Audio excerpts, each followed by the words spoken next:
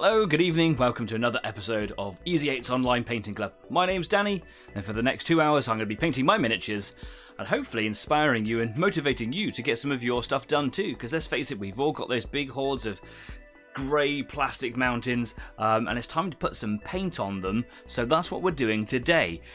If you're new here, please do consider subscribing to the show. If you like what we do, if you haven't hit it already, just hit that button now, because we're getting bigger and bigger and bigger. And every time someone subscribes, such a small gesture for you, but the community grows bigger and bigger every single time.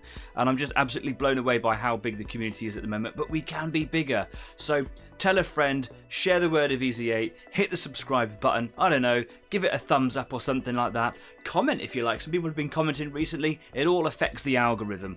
All hail the algorithm. And of course, if you are working on something this evening, come and tell me. I'd love to know about it. I'm genuinely inspired by all of the things that you do, and I would love to see the work that you do. So please go and stick a photo up on Facebook if you want. We're not just here on YouTube. We're on Facebook. We're on Instagram. And we're on Discord, and at the end of the show, if you want, you can come and join me on a live video at the Easy 8 After Party. Links to all of those platforms, all down there. There's also some links to some cool people who have their own businesses, YouTube shows, all that sort of stuff, and you should definitely go and check those guys out as well. John from the States, who's over at Out of This World Models and Minis, has just finished painting a Judge Dredd model. I think it's like a 1/6, I think it was, or a 1/9 scale, and it is absolutely mind-blowing. Like I've been following John for a couple of years now, and likewise, and I've just watched John's painting ability just get better and better and better, and this is just an epic piece. It looks so cool. John, if you're watching this, I know I've said it to you, outside the show, but that's an incredible paint job. Well done. It's really, really cool. He's way better than me. Go and check him out. This evening, I'm going to be carrying on painting my little M4 Sherman, which we started painting last week. Some of you have been joining me on this journey, but I'm painting up this miniature to donate to Duncan's Band of Brothers. And it's going to go over to the UK Games Expo in Birmingham, and then immediately it's going to go over to Utah Beach, or what was Utah Beach in World War II, for the Normandy landings to celebrate, or rather commemorate, the 80th anniversary of D-Day, which is some big beans. That's a really big deal, and to be a part of that, to be able to paint up a miniature and donate it to Duncan's wonderful charity, it's just it's an amazing thing to be able to do. I wish I could be there. It's very easy for me to get there. I knew about it just a little too late for me to kind of plan that far ahead. So I'm going to be painting this miniature up with you guys. Perhaps you'll be painting yours too. Let me know how it's going, and then we can work out how to send them all to Duncan, who is watching the show and waiting for all of our miniatures. That's going to be so cool. If you do want to do it, you can take advantage of a 5% discount over at Overlord. Why have I forgotten it? Overlord Games. I was thinking of Out of This World Models and Minis. Overlord Games. Grant, who watches the show regularly, has provided everyone with a 5% discount on all bolt action models. So if you want to paint a unit up, if you want to do a tank, a vehicle, anything like that, as long as it fits within the sort of the June 44 timeline, anything that was sort of appropriate around the Normandy landings, Duncan would love to have something there. Or, of course, you might want to be celebrating Achtung Panzer, which is Warlord Games' latest release. And although you can buy box sets for Achtung Panzer, it does use the standard 28mm bolt-action minis as well. So if you just kind of want to beef up your already existing armies or start a new little one, then it's a great way of doing that as well. If you want to take advantage of that, go buy your stuff from Overlord Games. Pop into the checkout when you're ready to purchase, and just add in the voucher code EASY8, all one word, EASY8, and it'll give you a 5% discount on what is already a heavily discounted price. So there you go. Go get you some stuff. We've got some people joining us this evening. We've got Stafford, who was very, very early. I even said that you are very early. I've been sat here cleaning my airbrush out because I don't do it at the end of a show. I just can't. It's an impossibility. We've got Table of Horrors, who's eating a curry. Yep, got it. You got to eat. I've had my dinner already. Crumb Studio, evening. Nice to see you again. And we've got a Stafford there as well. I'm sure I saw Adrian. There he is. I see him. He's just above Crumbs. Hi guys, welcome to the show. If you're painting something this evening, let us all know about it. I'd love to see what that's all about. Staff saying, hi Danny, road trip. Yes. Do you know what? I was about to head over to the workbench, but let's talk about the road trip. On the 11th, I believe it is the 11th of June, the 11th of May, is the Exeter Legionary show. I think it's legionary. It's not legionary, it's legionary, isn't it? I always get the two confused. Anyway, there's a big show down there. There's one there every year, and the Easy 8 crew, we always go to that one because it's one of our fairly local shows to go to. We support as many as we can, but you know, we work. We would go to every single one of them if we could. So we always go to the local ones, and Exeter's a really, really nice, super friendly, always busy show. And I agree with Colin Farrant from Charlie Foxtrot Models, who recently said the best breakfast on the circuit. Absolutely, you go to the cafe, it's great. They got a bring and buy, they got traders, they got displays, everything. Go check it out. It's a fairly small one, but it's not modest by any means. It's very, very good, and you should go along to it. We're going to be going there. Stafford's going to be going along. There's a few other people in the live chat. Why am I pointing that way? There's a few other people in the live chat. It could be on any side on your games, but who knows? And of course, Overlord's going to be there, as Stafford has just put in there. Overlord Games is going to be there for their first trader event, which is really, really exciting, and it's a really, really big deal for Grant with Overlord. So go along and support your friends. And if he's not your friend, go and make friends with him, because he's a real swell dude. Just do it. Yeah. Anyway, I'm going to take you over to the workbench now. Let's get this party started. Of course, I'm going to take a swig of my tea, because it's the weekend, guys. Happy weekend. I don't know about anybody else, but the weather lately here has been absolutely atrocious. And right now, it's really nice out there. And yeah, like the rain was coming down so hard yesterday that all the local roads were flooded badly. And I had to stand out on it for 3.5 hours at the top of a very high activity structure with 7 and 8 year old children who, do you know what? Weathered that storm very well, but I had some soggy sleeves. It was gross. And I lost the feeling in my fingers, so that was cool. So today, much nicer. Anyway, here is my Sherman. I did a lot of spraying on him last week. I was very excited. I feel that, in retrospect, I rushed him a little bit. And I was going to try and find a time in some evenings during the week to just give him a little bit of a touch-up. I didn't find that time, and it's okay. I know time is against me. And it's gonna sneak up on me very quickly. That's without a shadow of a doubt gonna happen. But I've got a holiday coming up where I'm not going anywhere. I'm just gonna be staying at home next week. So I'm gonna spend a lot of time just kind of painting this one up and getting him, you know, caught back up to speed, because we all know that I take a really, really long time. The reason why I think I've rushed it a little bit is that the modulation effect, or this kind of sort of imitation shading where it looks darker at the back and lighter on the front, right up close, it's not the best job that I've ever done, and I can do a lot better. It's almost missed some of the shading at the back here, and in some other spots here too, just where I've just failed to come in at the right angle. So what I'm going to do is I'm just going to patch that up. I'm not going to go all the way down, excuse me, to the super duper dark shadow bits, unless I'm doing underneath, which could do with a little bit here and there. And you can see on the inside of the tracks, I've also not done it in there as well. So there's a little bit that I need to just kind of do to catch up with it. Once I've done that, there's also a bit on the barrel here, on the cannon. How I missed that, that's really obvious, isn't it? Once I've done that, then it's time to move on to this product. Now this is just an enamel wash. This works in a very similar way to all of like the Citadel washes, for example, Agrax Earthshade. And I do use this on the 15mm tanks, of which I had one right here. Here's an Easy 8. A namesake. I use acrylics on these all the time because just less is more. On the little tanks, dropped him. Yeah, okay, stay there. But these 28mm tanks, they deserve something a little bit more. Now, I don't put tons and tons of effects into 28mm, but this is a really nice product to use. Actually, I have all the different sort of colour enamel washes that they've got, like the dark yellow for, the dark yellow for yellow vehicles, like German vehicles. It's a nice colour. This product just works better. This is a dark brown for green vehicles. Green. There we are. But that's for a little bit later. First things first, I need to patch this up a little bit because I just got trigger happy, and I just had a really nice time just playing with the airbrush. It's just fun. So yeah. One of the problems with models when you've painted them is that if they're a really tight fit, they rub the paint off. Now, fortunately, on a Sherman, inside that turret ring, you're not going to have anything in there, but it is worth keeping an eye on that and just keeping them clean. Nothing's flaking away there. That is just like a chip in the paint there. That's cool. That's wonderful. And on the inside here, you can see on the inside of the turret ring where it's just kind of settled and dried, and it's rubbed it right down to plastic there. Look. That's fine, that's okay. Not going to see it. What I don't want to do is have like this work its way up and around on the outside where you'd then be able to see it. So yeah, don't want that at all. That would be rubbish.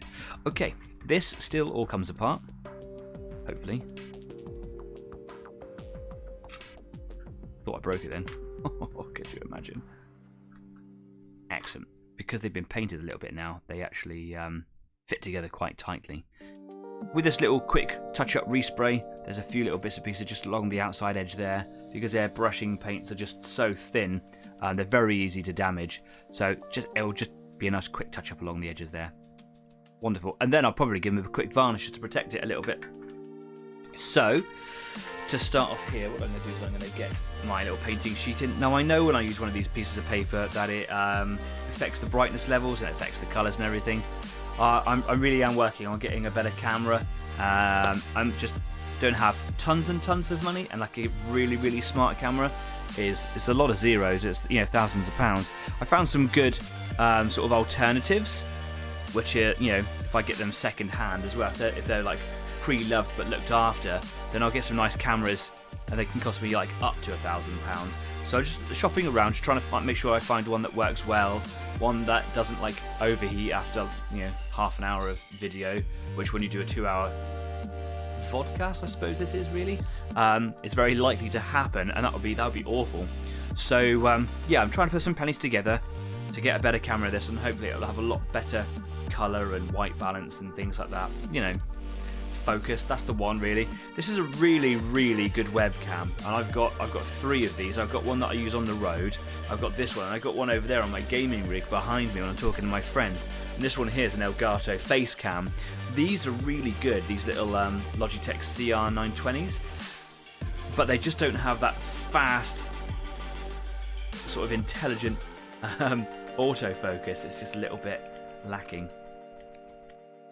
So yeah, it's just trial and error, really, isn't it? Spending a lot of money working out that that's not the camera that you wanted. Anyway, while I'm shaping the bench, I'll probably put my compressor on.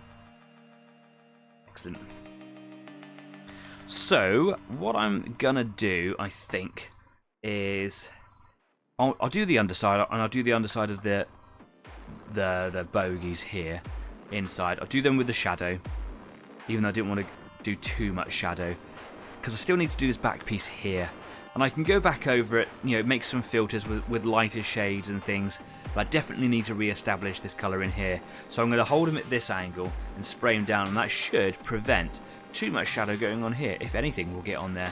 And then I can just re-establish that, that olive drab colour on the top.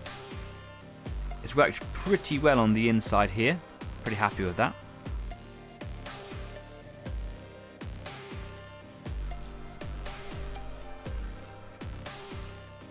Sipping my tea. It's a very strong tea today. It's a good colour, but it's quite bitter. Gotta have a good tea. Quite stringent. Right. Shadow.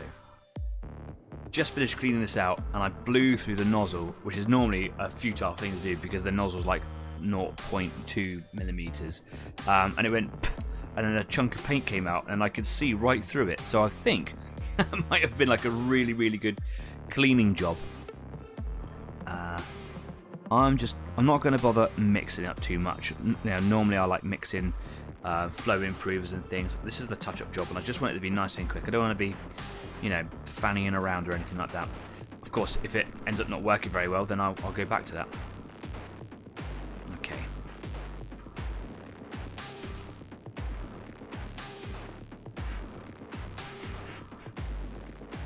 What is everybody working on this evening? Surely there are some people working on some projects today. What is occurring?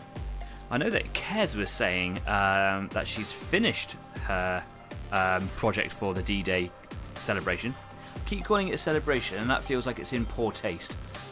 Rather than a celebration, it's a commemoration, and I need to get that kind of in my head. So yeah, looking forward to seeing that, hopefully. Very exciting. And also, well done, Kez, for getting that job done in such a short space of time.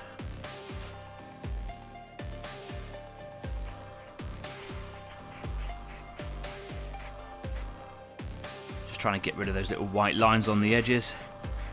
Just where I pulled the tracks away. It's a bit sat there, it's kind of all the paint is dried. And yeah, it's just easy to chip the paint off.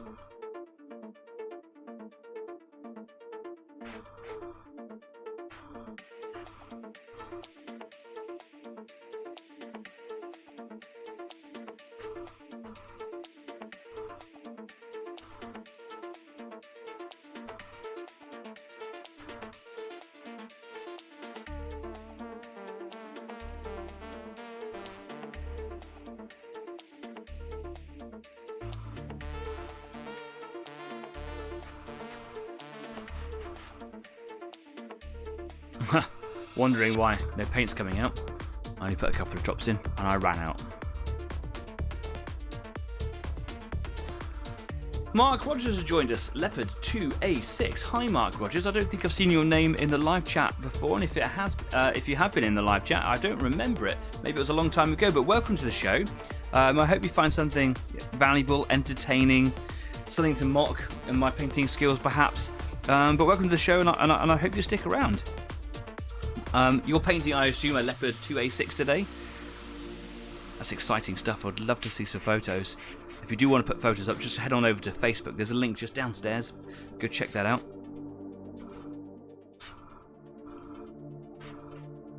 Some people I know, actually, when they join in the live chat, actually have like multiple accounts for various reasons.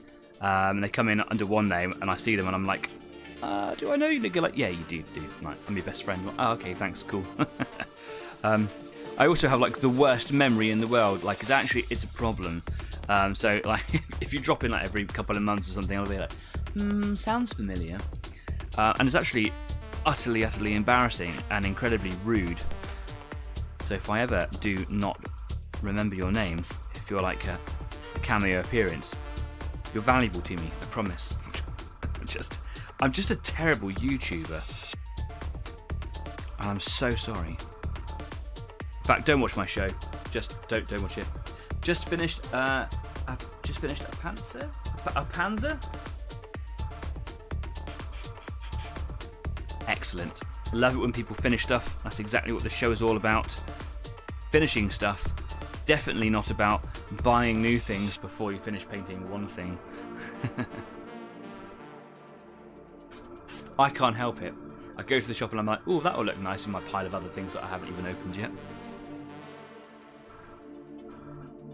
The impulse is strong. Can't help it. I'm going to put this over here. Yeah, why not? And I'm going to do underneath the turret here, because on the back of the turret you can see that there's like this little... It's actually where the radio sits on the inside, but it sticks out a little bit from the turret ring. See that? And underneath it hasn't... The colours didn't fit so well, but I want it to be shadowed, so... Can I hit it with a shadow colour? I'm going to put a bit more shadow in there, because why not? Crumb Studio says, we have multiple accounts, as in 17 more subs. The fairy bio titans make an appearance. Bring on the cats. Yes. Yeah, hadn't thought that far ahead. You could absolutely do that. I mean, if you're going to do that, please get me up to 1,000 subs. Because it would make the show really big. That would be awesome. Yes, for those people that don't know, we are currently 183 subscribers, and that's a really big deal for me. And I have promised that if you get me to 200 subscribers, when that happens, I have every confidence in the community. When we get there, I will let my very excitable cats into the studio for up to an entire episode, dependent on their behaviour. What I can tell you is going to happen is they're going to eat things. When I play games with my friends, no matter what it is that I'm playing with, they'll come over, jump up on the table if we're not looking, they'll sneak into your bag of all your models, they'll pick up your little model tanks, and they'll run away with them, and they'll chew them in the corner. So, yeah, just be aware of that. I've got my little my phone just down here. Streaming my show so I can keep up with the live chat, and it's just told me that somebody else has just accessed it through the TV in the house, so I'll cancel that on my phone. That's quite funny, isn't it? My partner's got friends over, and they're probably watching some YouTube. Not watching this show though, are they? Mark Rogers says, I won't mention my stash then. You're welcome to have a stash. This show's all about working your way through the stash. Just maybe don't add to the stash. You do you, boo. You buy what you want. I'm just here to help you paint through it. Cool. Right, I'm going to pop the turret piece over here as well. Excellent. Actually, do you know what I'm going to do? I'm going to do the underside of the turret. This whole turret piece, I haven't done this very well. You can see there's like a little white gap inside under the mantlet. The whole underside of the cannon needs doing. Just paint better, Danny. For those of that are new, I'm not very good.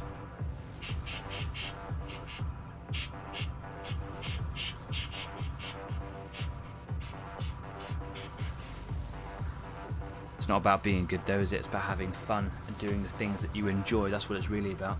Crumbs says, my Mini Panther jigsaw is sat on my laptop before I go paint my Champions of Death Blood Bowl team as a birthday present. Well, very many happy returns whenever your birthday was. Blood Bowl is an awesome game. I absolutely love it. I find it to be a very complex game in terms of the rules and having to remember everything that activates at certain times and just working your way through all of the... They're not really units, are they? But all of your team members. I find it to be very confusing. And of course, Blood Bowl, the video game, came out some years ago, and I played that with some of my Blood Bowl fan friends, and it's just wicked fun, isn't it? I love the fact that the lore of the war game is suspended for the lore of the football game. I just think that's brilliant.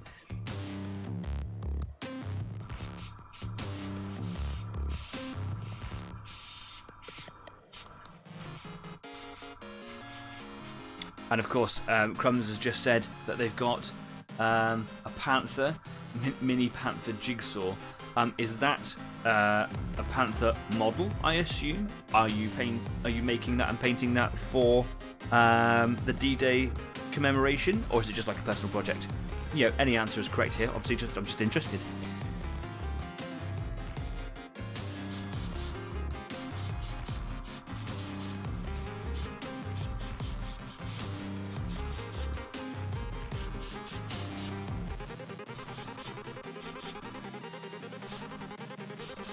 So what I'm doing here is just inside where all the bogies are, just at the top end by the tracks.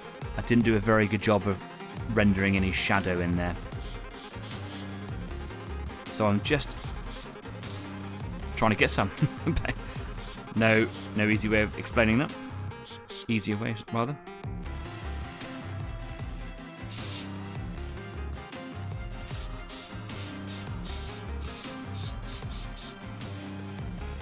Ran out of paint again. I do like to do like paint in smaller amounts because you'll end up doing a an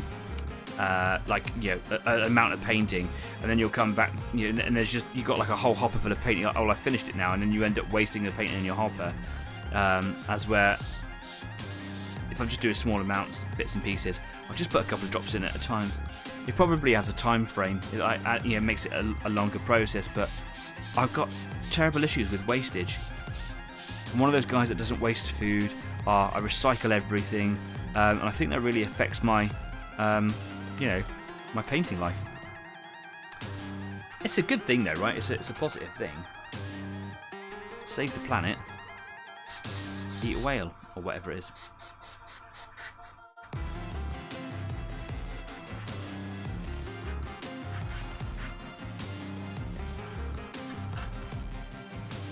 Right, what I'm going to do now is turn these bogies over, and I need to paint the underside because, as we saw earlier on, that really stands out.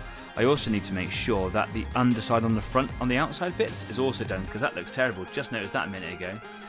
Crumb says, it's a present from my brother. My birthday is in October. I'm an October baby too. But also, happy birthday to your brother. It's a black cat. My Mini Panther jigsaw.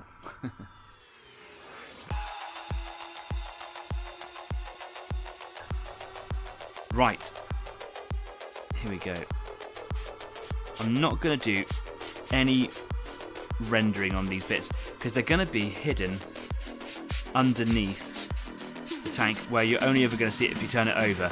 I just don't want it to look like it's been unfinished, which is what will happen if I don't paint this bit.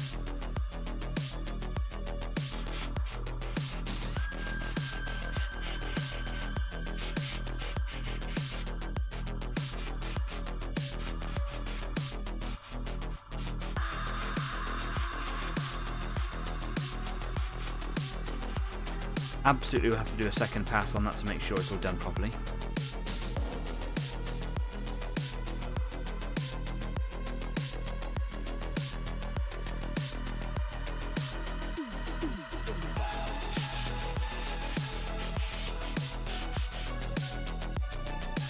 Once again, okay, maybe I should put in a few more at a time.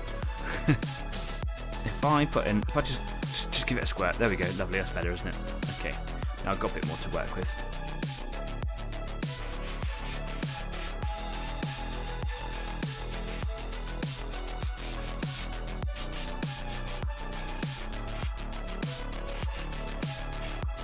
Now, if I find out later on, after I've done like loads of airbrushing and I've kind of got to some sort of detail stage later on, I notice that there's some bits that are left unpainted, I can just get this paint on a paintbrush and kind of, like just scrub the paint in basically and just go like, oh, I haven't missed this bit actually.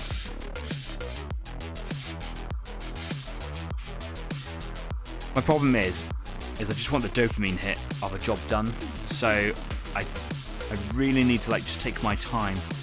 Problem is I just work so much and I work really odd hours sometimes, and it's a very, I'm not gonna say it's a demanding job, it's just a very active job, it's very tiring, and it takes a lot out of me, so yeah, maybe that is defined as demanding, but I love my job as well. I don't want to like quit my job or risk my job just because I want to do some painting.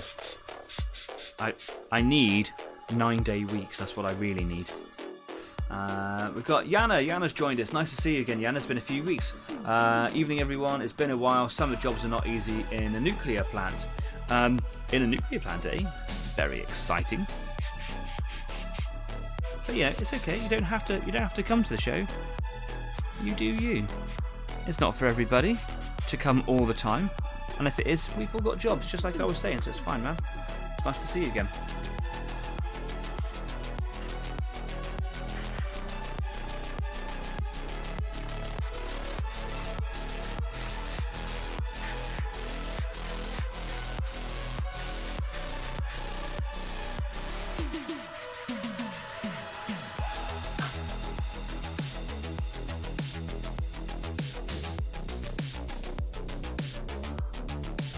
Now I always find when I'm doing all this sort of shading with these modulation paints is that it can look quite early on like a bit of a mess, and it just looks like very clumsy shading or even pre-shading.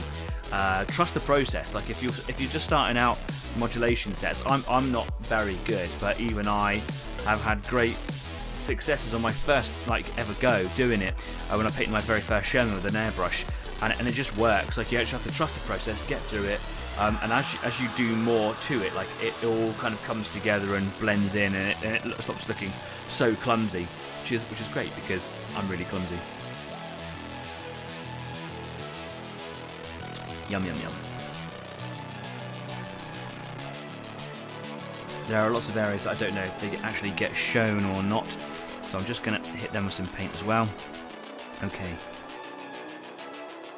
I can still see that there's some areas here that need some heavy shading, so if I come at this angle here, even if I get the shadow over everything else, it's still going to hopefully be directional, so it shouldn't affect it too much. And I'm going to have to do another sort of highlight pass anyway, so I'll be able to neaten it up.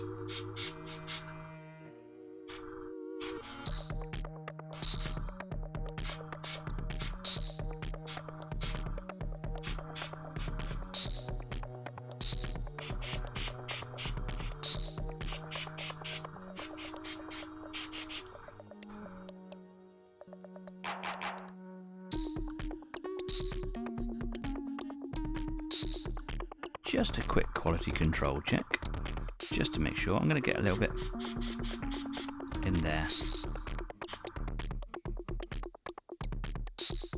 Okay.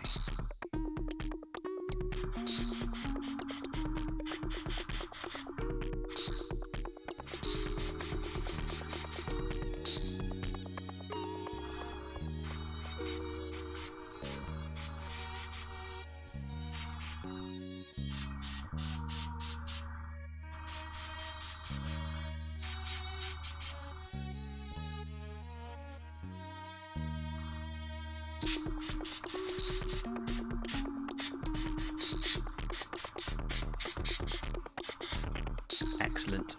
Okay, I'm happy with that. Just get the last of that colour out. That's what I don't like doing. I don't like all that wasting. Yana says, yeah, it'd be nice to have some time to your hobbies. 12 to 16 hours in work is just nope for your hobbies. Yeah, you're absolutely right, especially for doing that a day. I used to, back in my youth, do 12 hours, 13 hours a day, 6 days a week, and I'd ride my bike 5 miles into work, so I was doing 10 miles a day, 60 miles a week. I just had all the energy for it. But you know, I'm older now. I'm in my 40s. I have a partner, got a house, got some cats. I've got a job. I'm a manager, and even though I do less hours and less days, it just you know, it's just hard work. So good on you for prioritising work, because you know, if it wasn't for work, we wouldn't have any money to buy all the cool stuff with, right? Which is why the show's really important to me, and it's really important to some other people out there as well. It just carves out a couple of hours where you know that it's just going to be about you and your hobby. Personal time. It's important to have. Feels like I've mentioned this almost every week lately, but I set this up as a mental health project and a community project during COVID to bring people together, and a little while after COVID had kind of gone away, I was going to stop doing it, thinking that it'd kind of run its course. But I got quite a public outcry, which was really endearing, and I was very humbled by the amount of people that reached out and said, "No, don't do it, please. We need this." And you're right, we need it. I need it as much as anybody else. Glad to help. Love it. I love hobbies. Yana's asking, have you already finished a Skitari Walker? No. No, that's terrible, isn't it? Every now and again, like I'll do like a show where I just go like, let's just talk about all the things that I said that I finished, but I actually haven't, because I do a show. I don't want to do the same thing all the time, because it would be really boring, and I know the show's about just getting through your stockpile. If I just made a show where for like 6 months I just painted the same bloody figures, it would be really poor, and I'd lose probably like 100 subscribers, and I just don't want to do that. It has to be entertaining for you guys at the same time to some level. So every now and again there's a miniature that I say is finished, or I'll finish that tomorrow, and I don't. I'm surrounded by them now, and it's very embarrassing. Is very, very close to being finished, as with a lot of other projects. If you were to look at it, it's only the base that really needs doing, but there's a few little bits and pieces, a few details here and there that just need sprucing up on it. And I'm going to come back to it once I've done this tank. That's the whole point here, is to finish that with a couple of other models that are very close. For example, let me show you. I've got this guy here. This guy's finished. This is one of my robots from the Adeptus Mechanicus. Absolutely love it. He's absolutely brilliant. I have like played around with some pigments and things on his base. The base, I'm not actually happy with it ultimately, but it is a finished model. While I was playing around with some pigments, it has dirtied the edge of the rim here, so I would want to neaten that up. But he, for all intents and purposes, is finished. And then I did a second one to match him to see if I could keep up with my painting standards, because I did a lot of new things on him. I did this guy. He is also finished, but his base needs doing to kind of to match in. So there's little things like that on a lot of my miniatures, where there's just this one thing to do, or just this last little bit, or this needs a touch up or whatever. I get a lot of that, but you don't want to keep on seeing the same thing all the time on a show, because it would just be dull, right? Probably why I've got less than 200 subscribers. It's the world's smallest violin playing just for me. Okay, did I put paint in there? I did. Cool. Right, because I've just done some shadow colours in here, what I want to do now is just come back in with, this is a dark olive.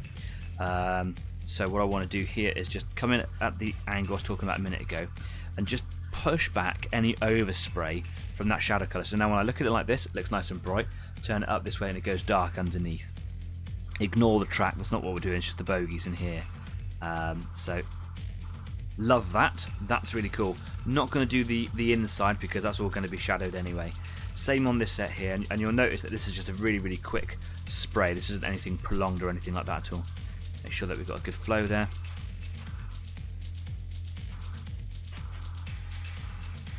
And that's already just tied all of that back. There's a bit of overspray here, so I'm just going to focus on that. Love that.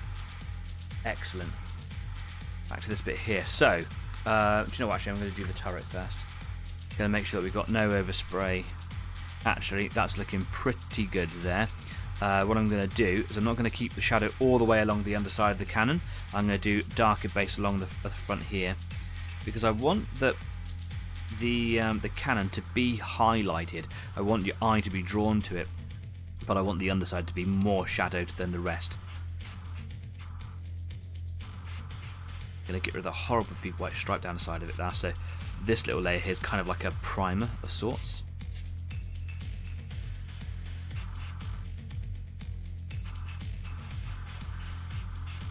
And I'm going to basically re-render that whole piece.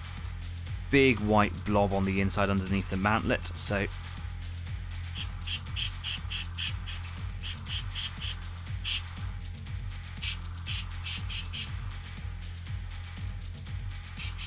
just making sure we get that. I'm going to have to do it inside on the top bit later on as well.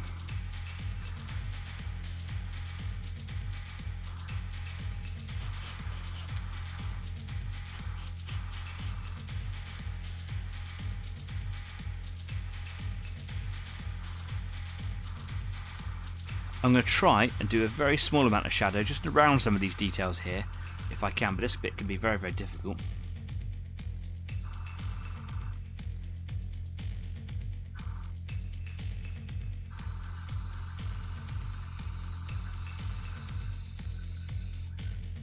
That worked, that was okay, happy with that. And that's going to be exacerbated, or improved rather, by the shading that I'm going to do later on.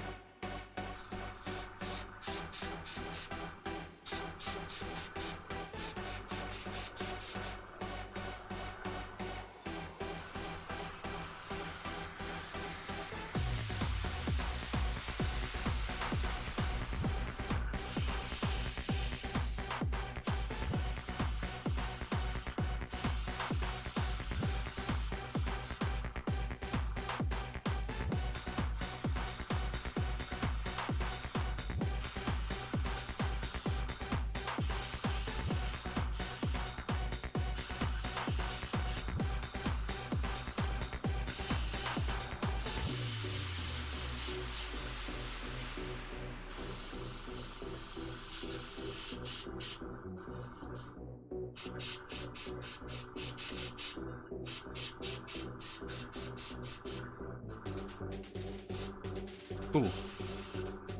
The paint just rushed out there and just made it all a little bit crappy. That's okay, cool. Right. I'm going to do a little bit of this dark base just in the front here to soften the transition from the light colours to the dark colours underneath. Yana says, amazing models. Thank you very much. I assume you're talking about my... I assume you're talking about my two robots. I think that they're very busy with the detail that I put on them, so I will do that later on. Mark says, I have to go, having a whiskey tasting evening. Good luck with the show. Thank you very much. I realised that I was thinking about too many things and I didn't really realise what I was saying. Yes, I was... when I did these, I was very busy with them. Like, there's a lot of detail, a lot of things on them, and I would like to, if I did them again, try and tone that down. That's what I was trying to say a minute ago.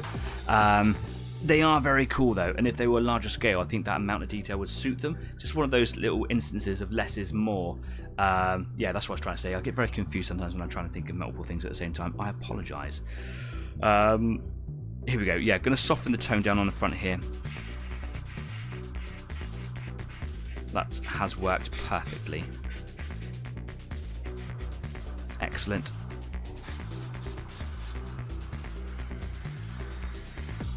Got a little bit of sputtering here if I just clean the needle off there.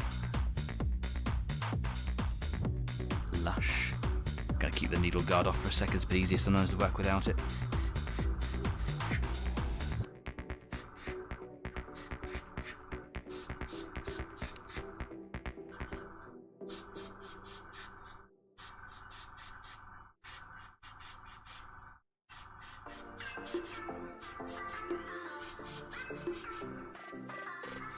Being a bit heavy-handed there, but I don't think that matters so much.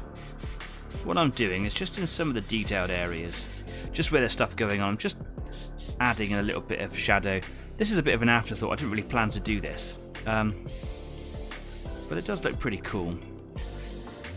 And I'll tone it all down again in a minute with a wash. Or sorry, with a highlight, and then when I add a wash, it'll hopefully bring it all out.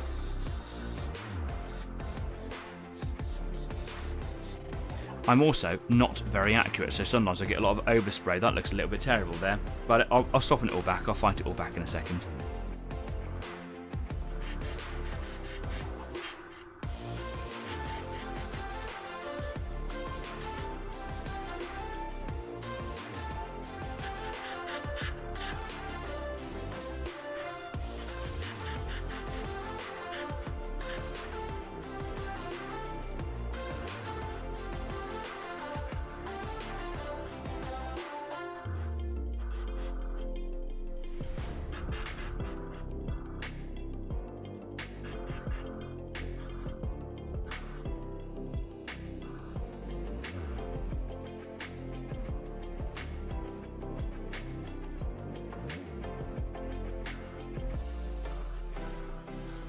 And I think I've run out of paint just at the right time.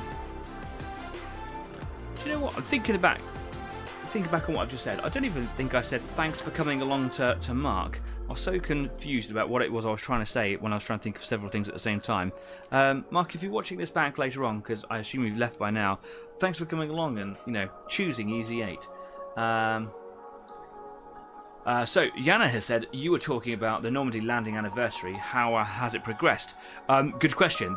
This project here is about the commemoration for that project.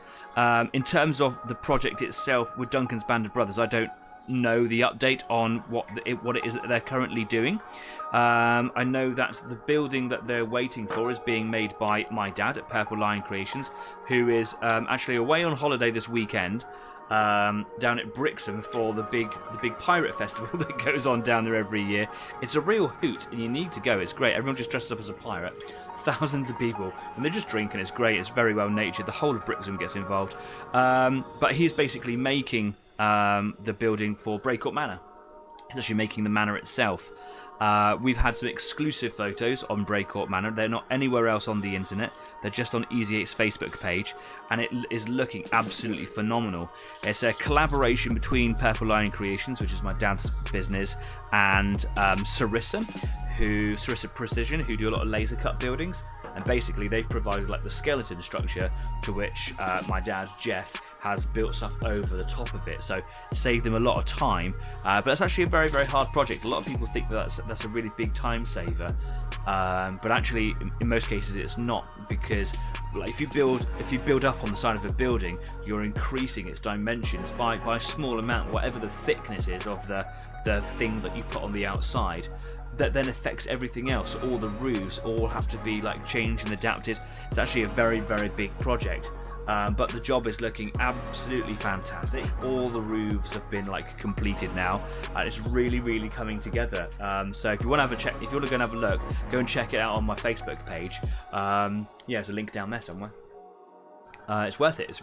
It's a really good building, and I hope that the miniature that I'm doing here comes anywhere near the level of standard that some people are putting into this project. it won't. But I'll do my best. So, done some shadows there.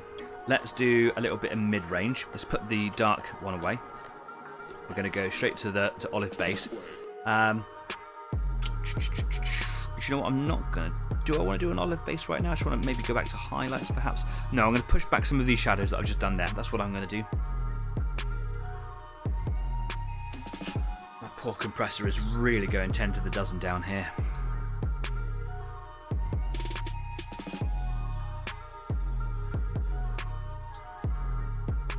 Four drops in a bit of this paint.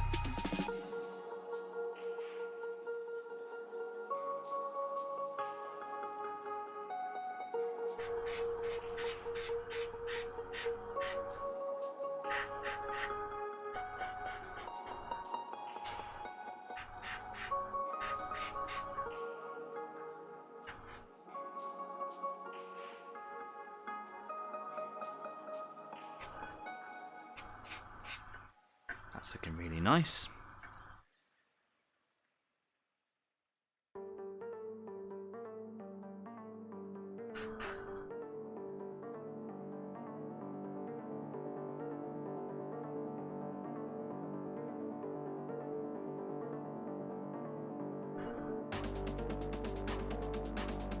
Okay, that's looking good. I'm going to do just the lightest of touches on these. The compressor is getting very warm. I can smell it, so I'm going to have to cut that out in a second and find some other bits and pieces to do. I don't want to set my studio on fire.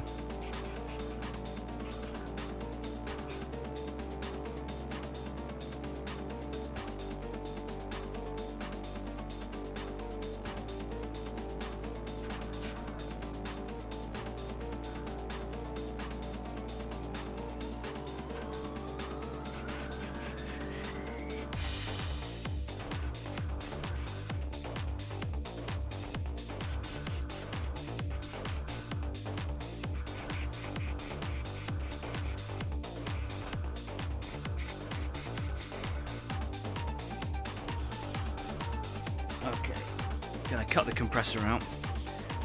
It's just got a little leak inside of it, and do you know what? It is the tiniest little leak, but it just can't keep at any decent amount of pressure in there, and as soon as the pressure drops at a certain point, it just kicks back up again, and it's just in a constant loop now. Really need to have a good go at taking it apart. One of those other things that I will do during my little holiday. Which is a shame in some ways, because I was actually just looking forward to sitting around in my boxer shorts drinking beer and playing video games. But it looks like I'm going to have a few things to do. At least they're fun things to do. I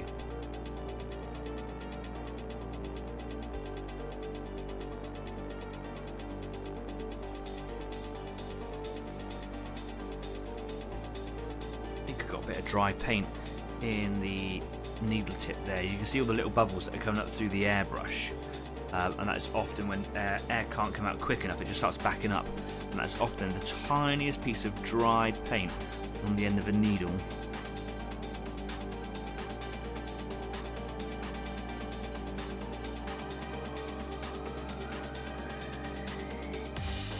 That looks like it might have sorted it.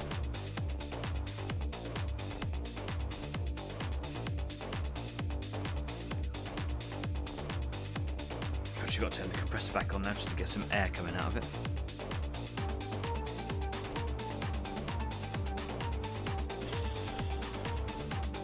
I think that solved the problem.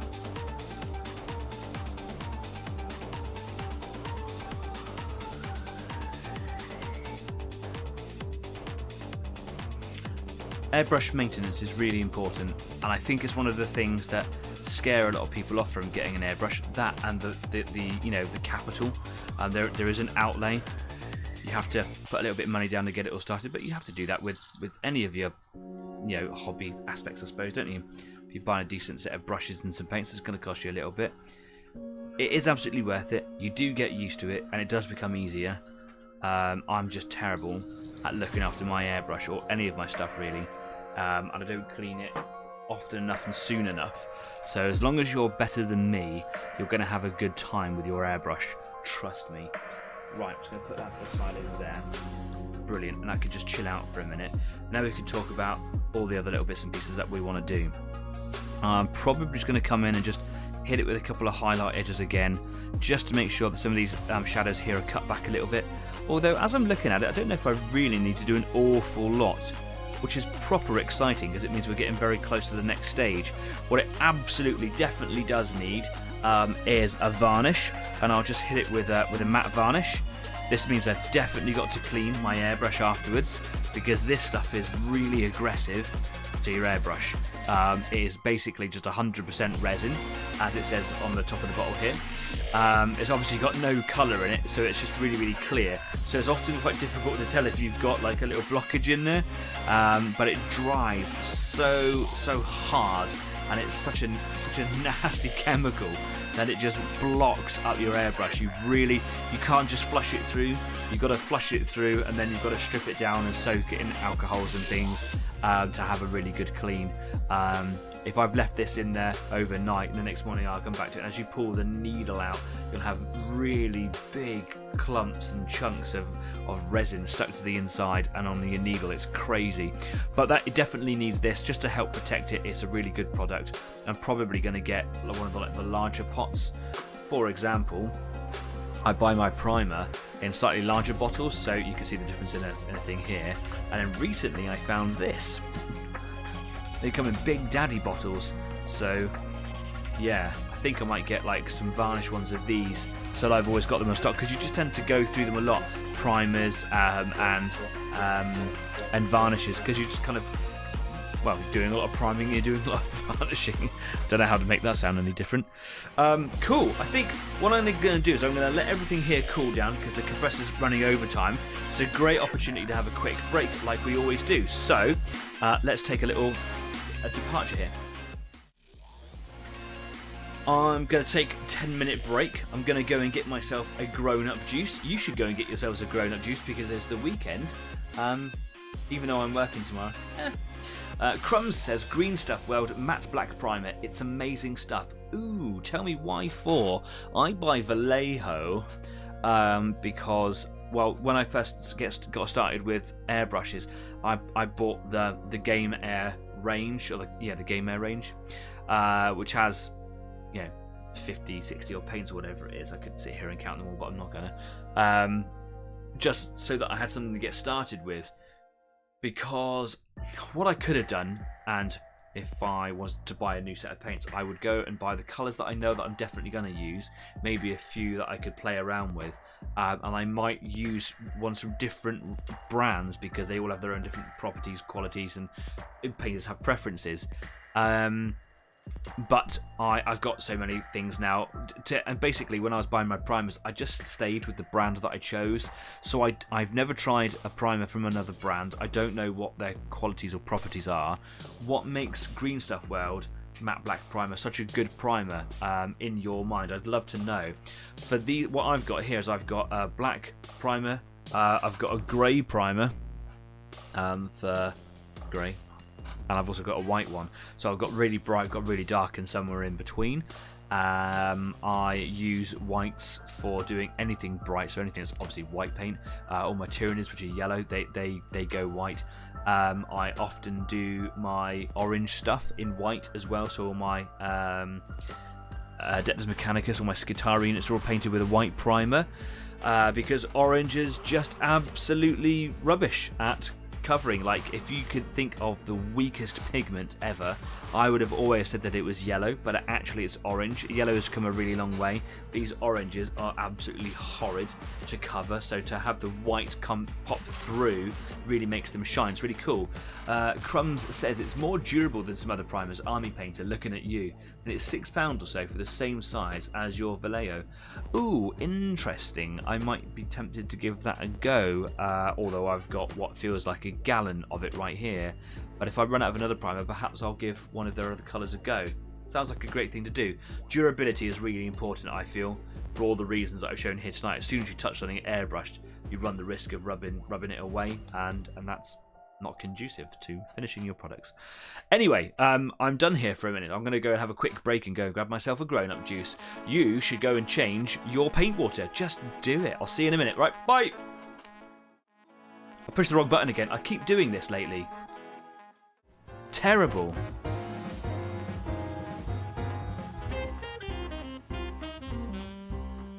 I'll get better, I promise.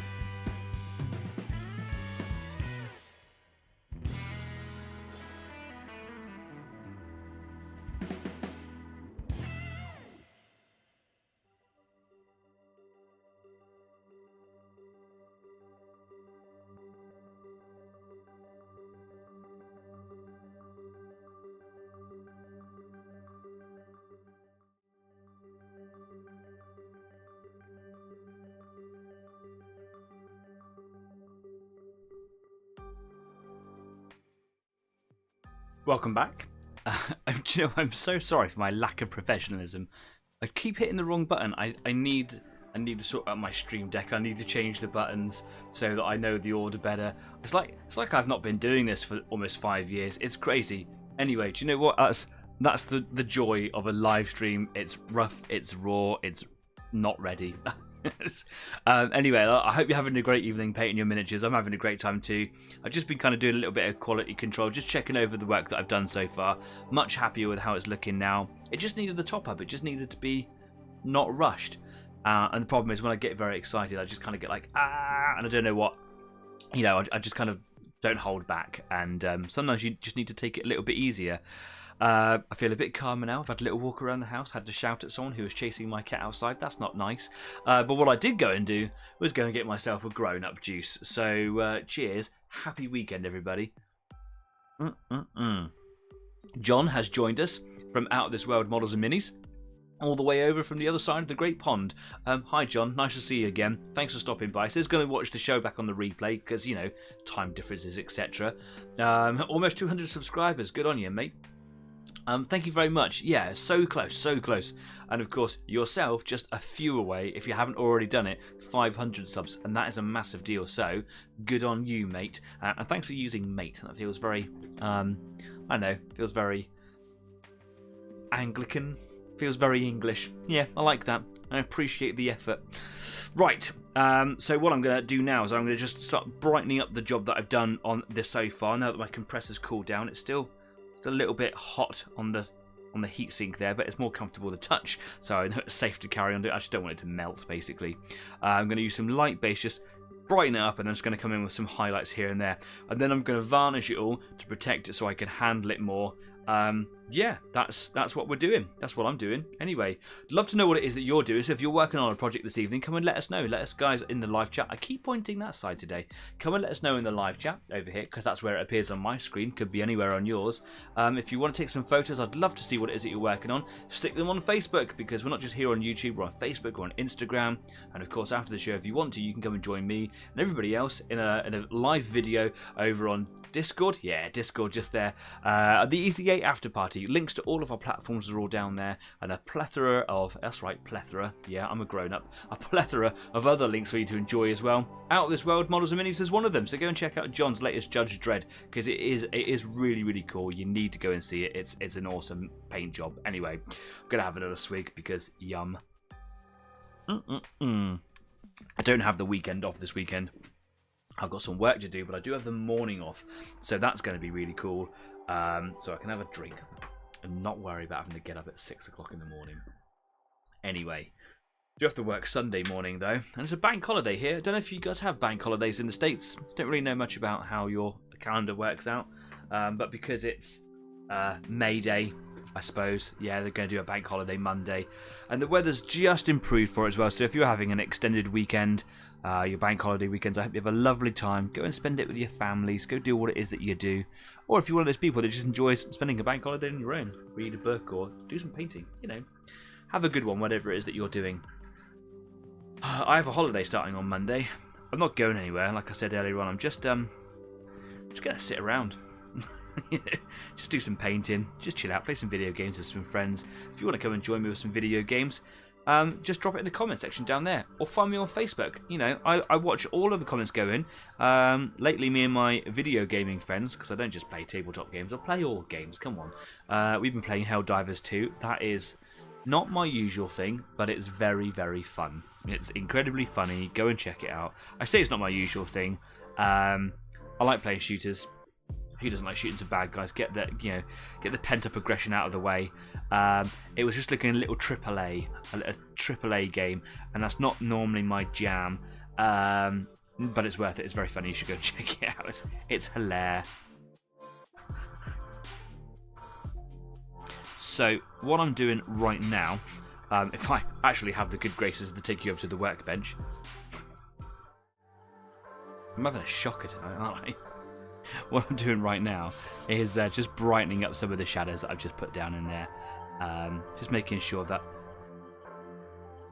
the green really pops. making sure that wherever I have done some shadows, that I blend it in a little bit, make it look not so clunky. And of course, just make sure that I've got everywhere with the paint, because like this white line down the side here, that isn't going to go away if I don't do something about it. There we go.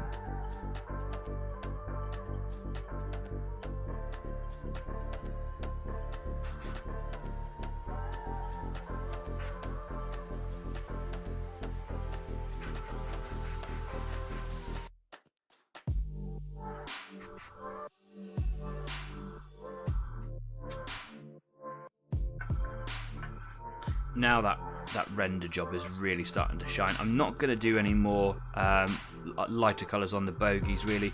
I want it to be a little bit darker. I want them to kind of properly reflect the idea of shadow. Reflecting shadows, not my best phrase. Yeah.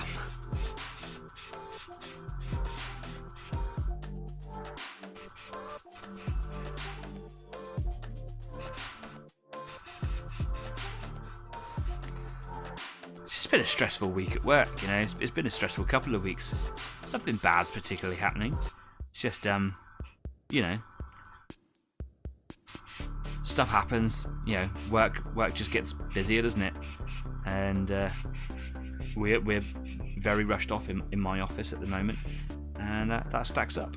And I think when I've had a busy week at work, or I've had a stressful week, I just lose the ability to function. I lose the ability to talk properly, remember what it is I've just said. All these things. I can't do several things at the same time, so if I'm trying to think of one thing, I can't say another. And yeah, I hope you still like my show. Please stay. I get it if you don't know, it's fine. It's fine. Anyway, that's enough of that colour. I didn't need an awful lot of that at all, so let's get rid of the rest of it. Yeah, wasted a bit there, didn't I? It's one of those things I was saying, like I can't stand wastage. So I'm going to be very careful with the amount of paint that I put in. That's only a couple of drops, but if I did that every single time I used it, that's a lot of paint, isn't it? Just going to make sure that this paint's mixed up nice and well. What I'm going to do with this is I'm going to paint the whole antenna. I just bring that into shot there. The whole antenna on the back of this turret, just in this colour here. And I might brush the highlight colour on it, which is just called Shine. This is highlights. Just, yeah, because I wanted it to be painted. I don't actually know what colour that would have been. Would it have been black or would it have been green? Don't really know. If you know the answer to that, let me know.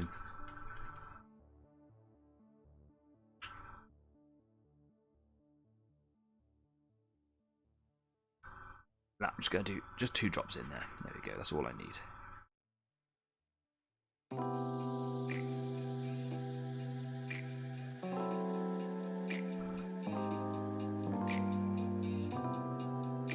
Just chase that little bit of runaway paint so I don't get it on my model. This is a very, very bright paint. When you see the dark lines here, that's the shadow colour I was using earlier on. That's the bright colour I've got right here. So all I'm trying to do now is just ever so gently create some brighter focus points, and I like to do these corners on the Shermans.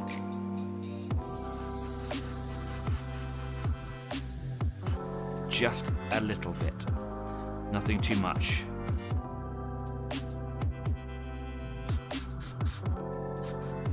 And I'm going to do them at the front of these 2 little hatch areas here, which on this particular model it looks like they've had some reinforcing armour plates welded to the front.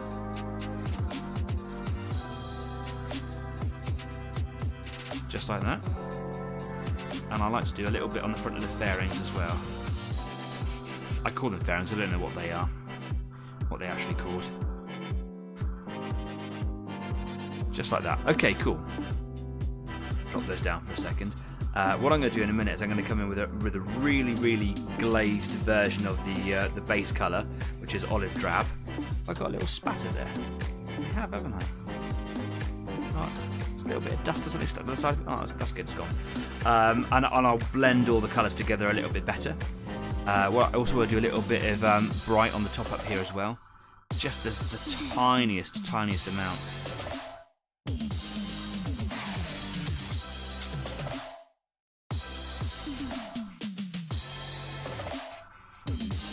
and on the very end of the cannon.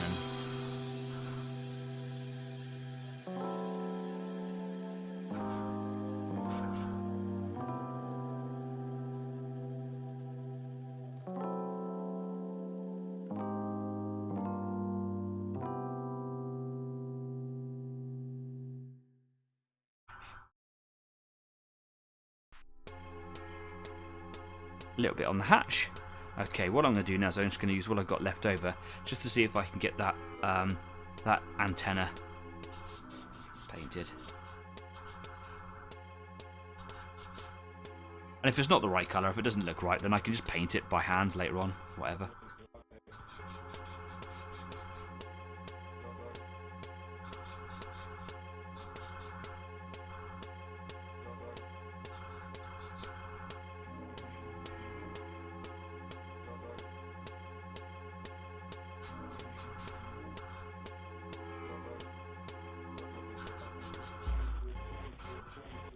You may have noticed I haven't painted the gun yet. That's absolutely fine. I'm going to paint it black later on. That can be done by hand. No dramas there. Okay. Going to just flush this last of this paint out here. And now I'm just going to do a little dry fit, especially on the tracks. I want to make sure that on the insides that the colours all blend away properly. I want to make sure that they don't stand out too much, that it looks a bit odd. And then if that's the case, then I'm going to varnish him. I really wanted to get on and do the wash tonight. I don't think I'm going to be able to get very far. I'll be able to start it, so that'll be fun. That's quite a lengthy process, that actually. One more flush of water just to make sure that we got it all.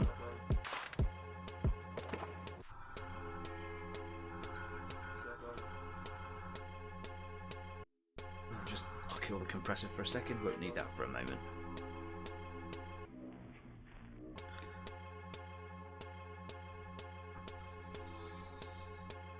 Cool.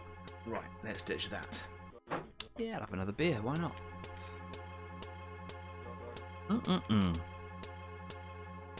Okay, let's pop the turret over here. And be very, very careful handling this. I don't want to knock any paint off, which is very easy to do at this stage, especially on these hard edges. Little white dot appeared there, for example. All I want to do is just bring those sides together and just go, actually, those colours work really well. I haven't missed any bits, really. If I have, I could do them by brush later on. That was actually the wrong side. That was that side there. Do it right, Danny. Yeah, that looks fine to me. And this one goes on this side over here. Just like that. It's a little bit actually in there, but I think I'll get a brush in there. Right where the wheel meets the track. I've hit that one okay. Alright, do you know what? I'm going to brush that in. Let's do that. I'm going to do it in a minute.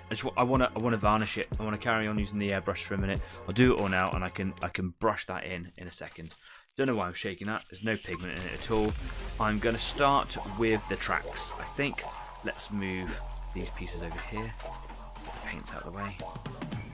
You can go over there. You can go up there too. That's looking really nice. It's all together over there. Ha! Right.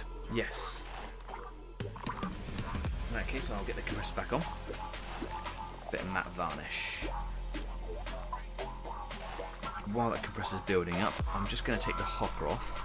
There's a lot of old paint in there. It's unlikely to come off, but because I've been painting recently, I'm just going to clean the inside of that out. The way I'm going to do that is just get a piece of cotton bud, get some cleaner, saturate the end of it, and then just wipe it on the inside. I don't want to get any old dry paint inside the paint chamber, because what I'm going to do to mix down the varnish to make it go further, and because it's quite thick I want it to flow better, I'm going to mix a lot of thinners into the hopper. Let's come out in one go. Oh, that's satisfying. Yum. I don't want it to come away inside the hopper like what you've just seen there when I'm adding those thinners in. And it's very likely to do it as well. Thinners are a really good cleaner.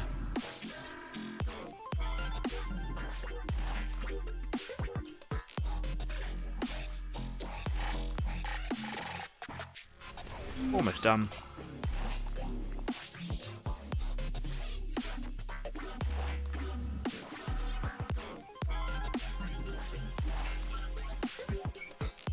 Excellent.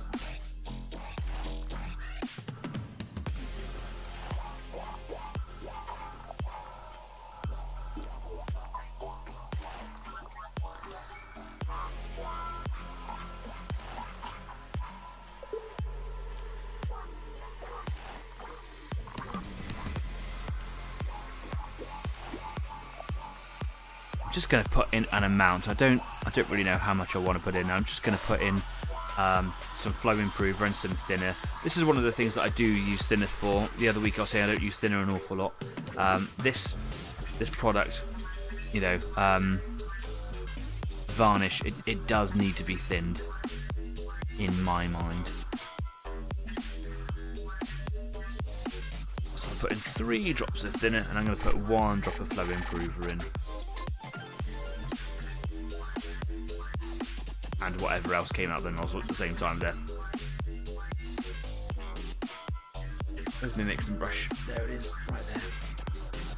All those things are in there together, and this is why I wanted to clean the hopper out, because if I was agitating what was ever stuck against the inside of the hopper there with this brush, it would just chip off, flake off, and then go inside the paint chamber. Then I've got a blocked airbrush. Again. Lovely. Wonderful. So, flow test. Excellent.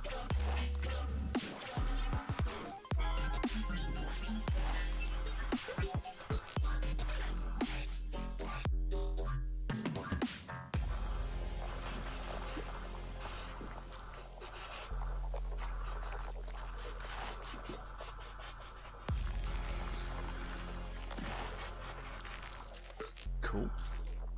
It is very tricky to see where you've sprayed sometimes, so I do try to get the light reflecting in the wet paint.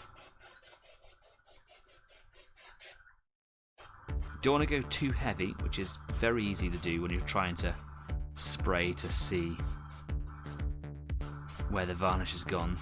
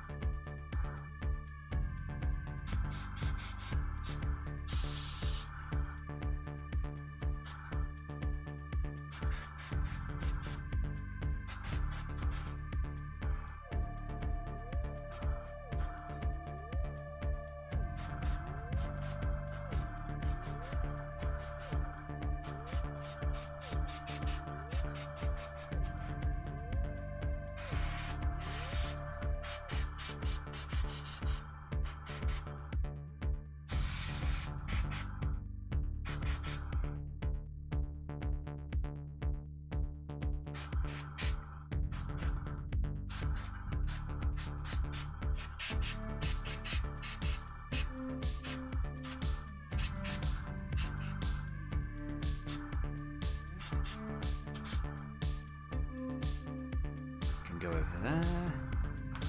Just doing the back sides. That sounds rude. Shouldn't say that.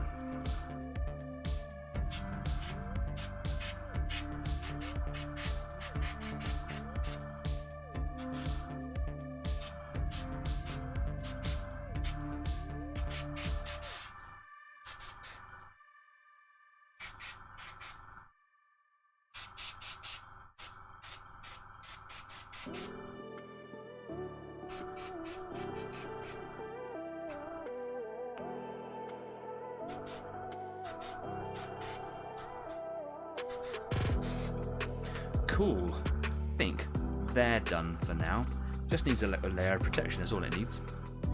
And now I'm just gonna do this turret as well, especially that underside there. That's where it's gonna be rubbing against the hull of the tank, and I don't want it to chip off basically.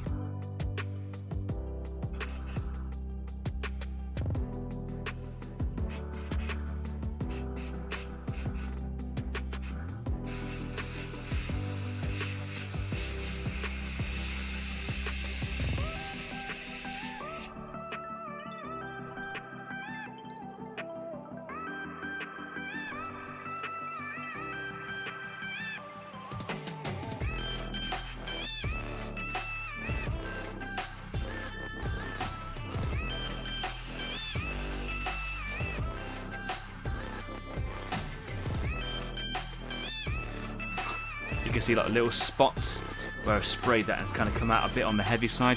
One of the disadvantages of over thinning the varnish, so I've got to take it easy. I suppose subconsciously I'm rushing it a little bit, so I just need to steady on. No dramas, don't rush it. Just going to blow a bit of air on there, spread it out a little bit, dry it up as quick as I can. It might leave a little bit of texture, but that's fine.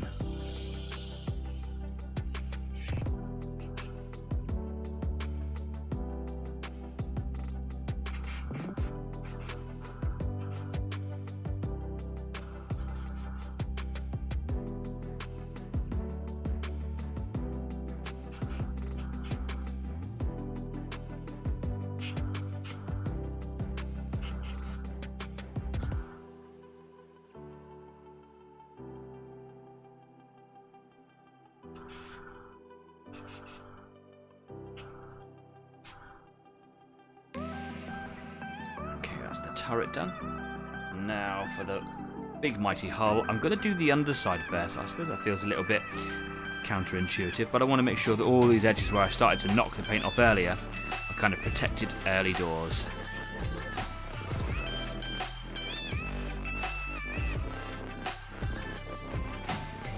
See a little bit of tiny chip in there.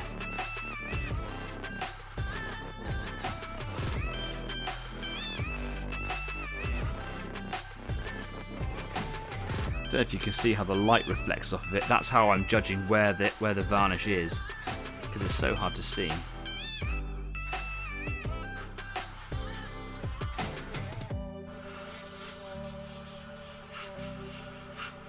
Hitting that with some air to hopefully dry those little spattery dots up.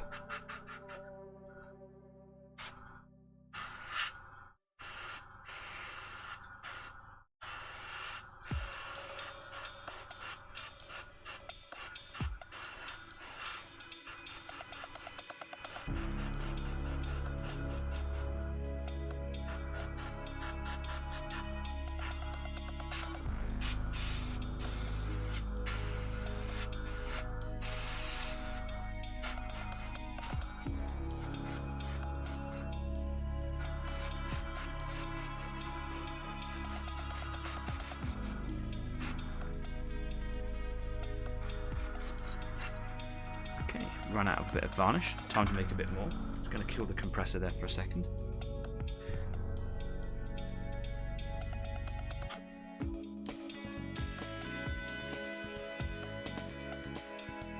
There we go. I think just 3 drops, and I'll just stick a bit of thinner in there. I'm not going to do much more. I don't think, anyway. There we go.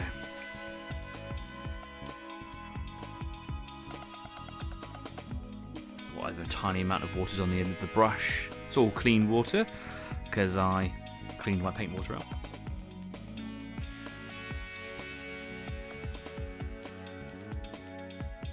There we go.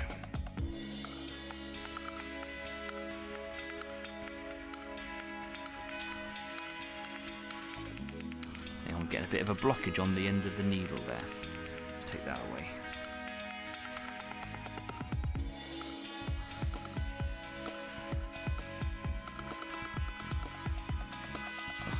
Cotton stuck to my thumb. Get off.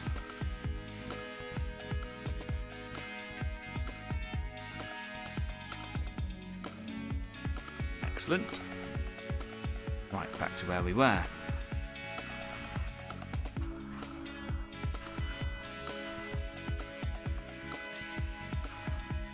This varnish also dries very quickly inside the airbrush. So obviously where it's thinnest it will dry quickest. And that's obviously on the needle tip or somewhere inside the paint chamber, so it's very easy for it to start drying very quickly and create a little blockage.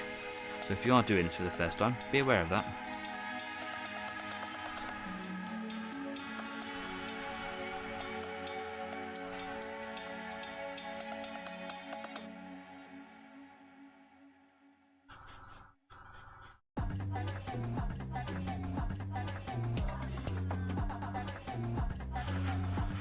Going to hit that with a little bit of air.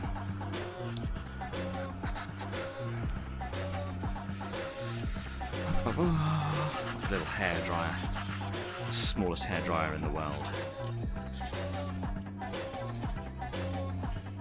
All those little stains from where it's got little dots of spattered varnish disappear pretty quickly. The trick is to not have like big blobs that splatter everywhere because they actually leave like a texture on the surface.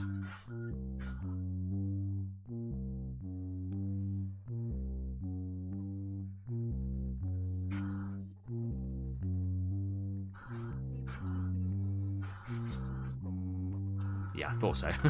Went through that pretty quickly. Let's get just a couple more drops in.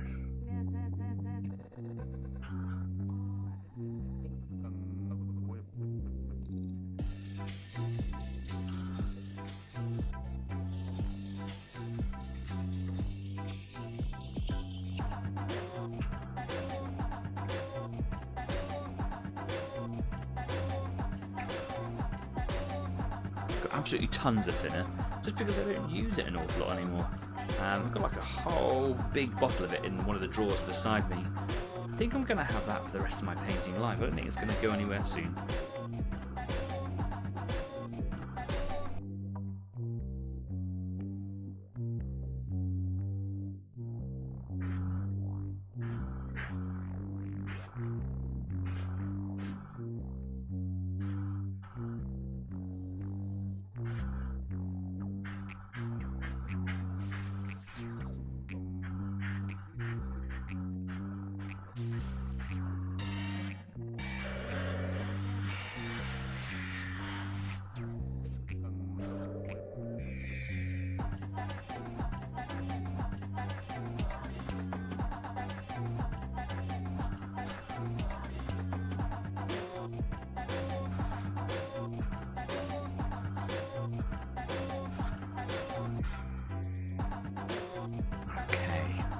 Just because I got a little bit left over.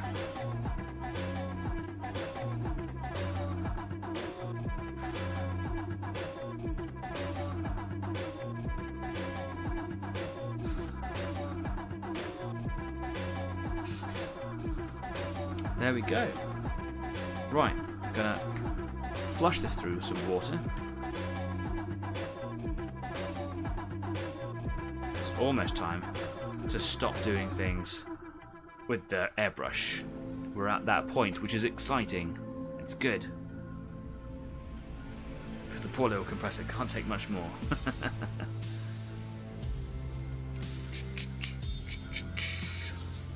I've got the hole stuck on my thumb while it air dries. I can't put it down anywhere at the moment, so that's being quite tricky. Just a couple of drops. A few drops more, why not? Cleaner. I always like to give it a bit of a quick once. Let it sit there for a minute, so it's sitting inside the paint chamber now, in contact with as much of it possibly can, and then I flush the rest of it through. Give it little pulses, so it helps shift whatever might be in there. But it's going to need a deep clean, and I'm going to have to strip it down later on. And that's fine. Just need to remember to do it, but I won't do it. Anyway, let's kill that compressor. Lovely, done. Remove all these little bits and pieces off here now. Now, I don't have an awful lot left of time on the show. A lot of time left on the show. So I'm wondering if starting on all the panel lining, like the washing, now is a good idea, or if I should just have a little bit of fun and just start painting the tracks. I think that might be a good thing to do. In the past, I've tried spraying tracks, but when they come as a part, as a component to all together like this, it's very, very difficult without getting any of that paint on any of the other parts on there, like the bogies, etc. So this is going to be a slow and laborious job of doing it by hand. Painting tracks is not the funnest thing to do in the world. One thing I am particularly chuffed with is the way that rendering effect happened. What you see here isn't a natural lighting effect. That is a very bright highlight all the way back to a very shadowed colour. It's all the same colour, they're just different sorry, they're all the same hues. Colour's not a very good descriptive word. They're all the same hue, but they are different luminosities, so they are just different brightnesses, if you like. And it looks really natural, it looks really good here. I'm actually in love with that. And that's what I needed to do today. I was having a little look before the show started. I thought, no, this is a little bit rough around the edges. It needs to be rebalanced. It just needs doing again. So, yeah, why I wanted to kind of get on and do the washing part of it now, it wasn't the best thing to do. So, let's have a little go. The reason I'm not going to try and get stuck into doing the wash right now is because we're in the sort of last 20 minutes of the show, and it's quite a clean-up, and white spirits or whatever. So I just thought, you know what, I'm just going to have some fun, just going to chill out. I'm going to paint me some tracks. So, to start with, I'm going to get me number 2, Kalinsky. It feels like a million years since I've got the brushes out. Let's go to my favourite brown here, which is Game Air, or just Vallejo Game Colour, Charred Brown. I do have the non-airbrush version of it, but it's down there somewhere out of the way. I can't be bothered. Just going to give it a good shake. It's been a little while since I've used it. And I'm just going to pop this into the palette on the side here. I don't mind using airbrush paints as a brush, as a brush paint, rather. Some colours are better than others, and brown's a pretty dark colour. It's got a pretty good pigment to it. But just don't do orange. it's terrible. I'm gonna not haphazardly chuck this on, because there's a lot of areas where I could get it onto things that need to not be brown, or they're not going to be painted again later.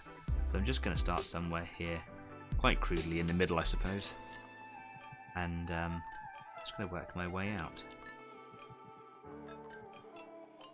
Now, because there's a lot of pattern on these tracks, the grips and things on them, it's very easy to miss bits and actually have like the undercoat showing through.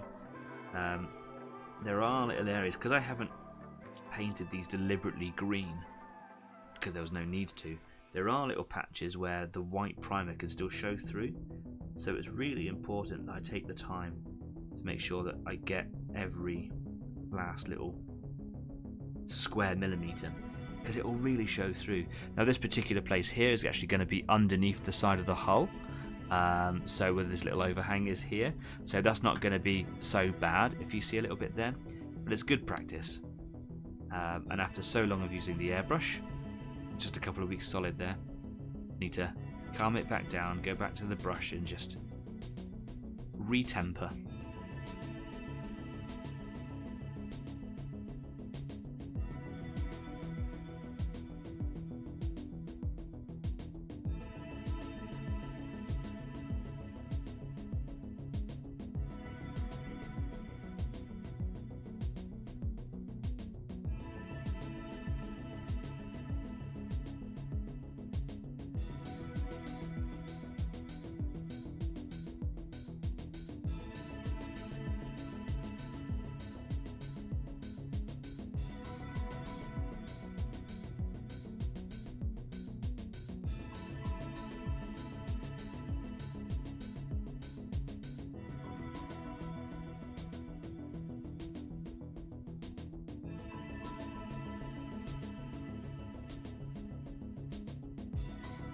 Now as I'm painting, I'm starting in the middle of the track and I'm coming out to one edge, and I'm just trying to make sure that I come right over the outside edge here as much as it allows me to do immediately,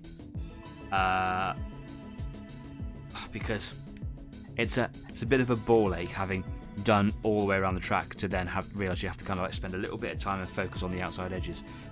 I also have to make sure that I get on the inside edge down there, and it's a little trickier.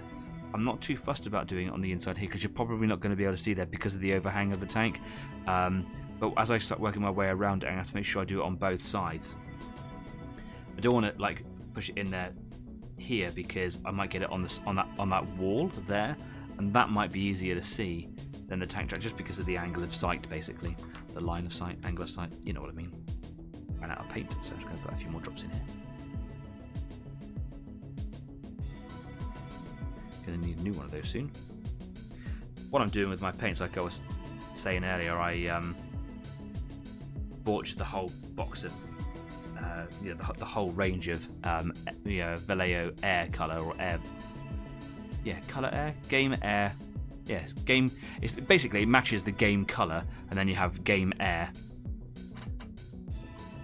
There's a lot that I don't use or use very often, and if I am using those particularly rarer used paints, then it's because I'm pushing myself to use them a bit more because they're sat there doing nothing. As I use more and more paints, the ones that I do like, I replace those. And if I ever run out of the ones that I don't use very often, I just obviously won't replace them.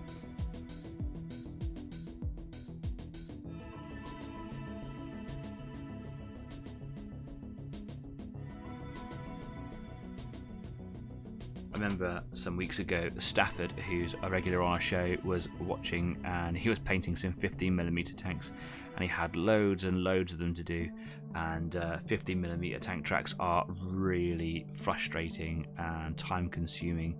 I remember saying, I hate tank tracks, even at this scale. They're a pain in the bum. Now, I haven't really worked out my own perfect recipe for doing tank tracks, but I think I'm getting quite close to doing it. A lot of people paint them black. I don't like painting them entirely black. I reckon they would have been painted black when they were coming out of the factories, but I don't like my tanks to be like factory new. I also don't like them. I mean, I do like them weathered, but I don't like them to always all be completely rusty or dirty. Whatever it is fun to do, and it can be a lazy thing to do, so you can get quite good effects for very little effort. Not always true.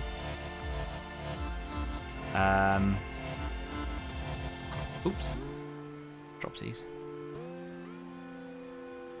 But I like them to be like slightly grimy, slightly dirty, slightly muddy, whatever. So one of the things that I do is I paint them this brown colour, because it's a good substitute for mud and or dark rust. And then over the top you can add whatever effects you want to. So you can saturate them in really light rust, and then the mixture of this very dark brown and the really light rust colour works really well. And I just chuck all sorts of grime colours and rust, different colour rusts, like dark rust, light rusts, bright oranges, dirty browns, and added all together, they make the tracks look really quite cool. And then you can do like mud effects over the top if you want to. So brown for me is a go-to choice for doing tank tracks. But there's a lot of really hardcore professionals out there who probably do a much better job than I do. I'd love to know what it is that you do.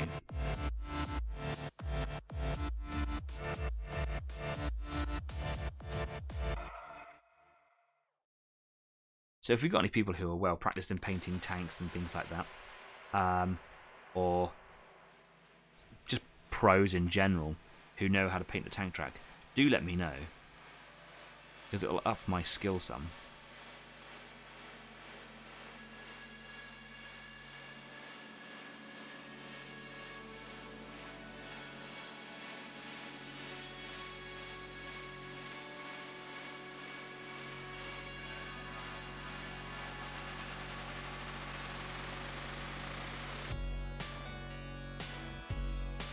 I'm picking up a bit of paint with my fingers because I'm being a bit sloppy.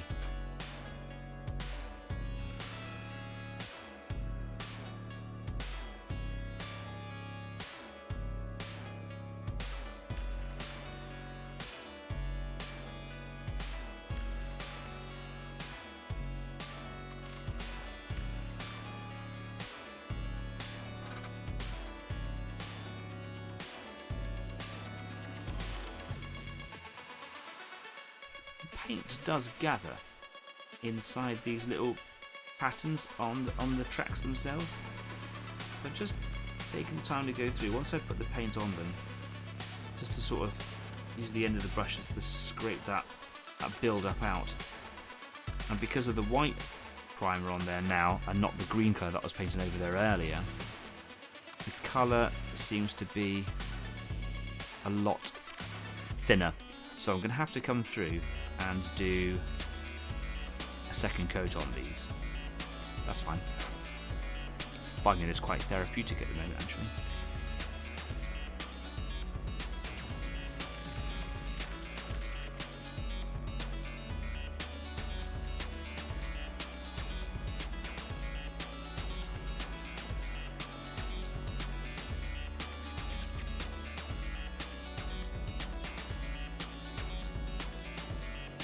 Now what I need to do, wash my brush out. I should do this regularly. Brush is getting a little bit gummed up, less responsive. Paint's transferring it not so easily anymore. So there we go, give it a bit of a clean. I always like to make the bristles of my paintbrush damp, if I remember to do it. It also just helps shift paint from here to here. Oh, drink.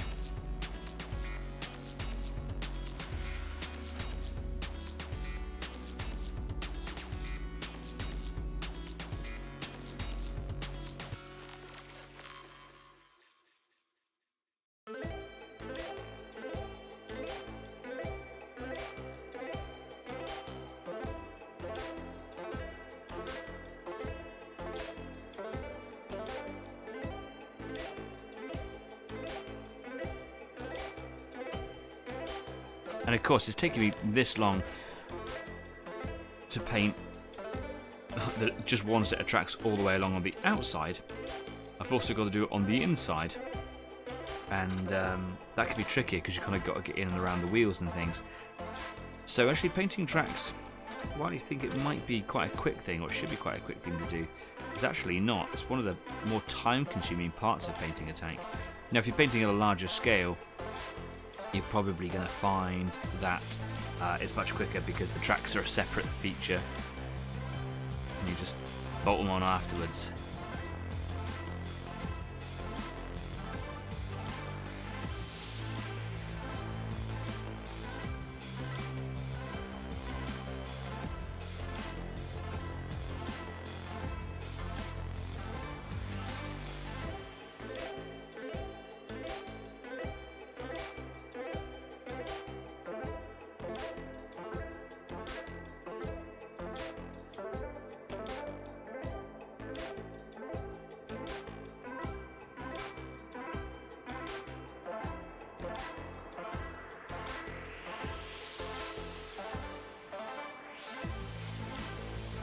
Feels a little tacky as I'm kind of working around it and holding onto these tracks.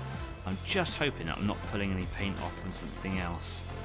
Like, you know, just having like warm hands might actually be breaking the paint somewhere and wrecking all the green that I've done, but it doesn't look like it. It looks okay.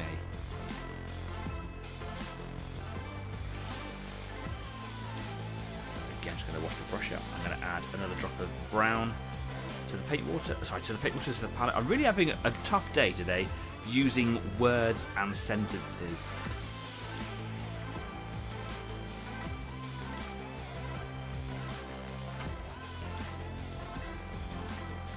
Just tired, I suppose.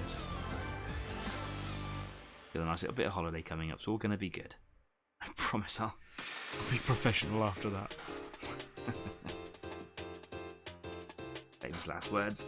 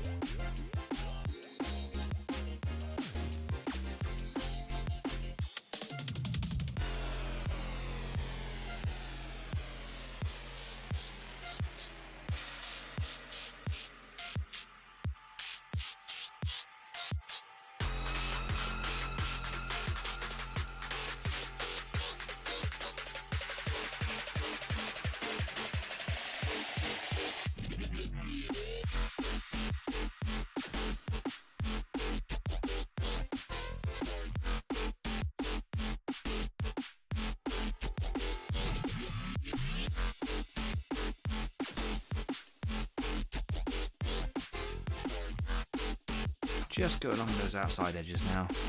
Just making sure that the edges of those, I don't know, lugs? Is lugs the right word here?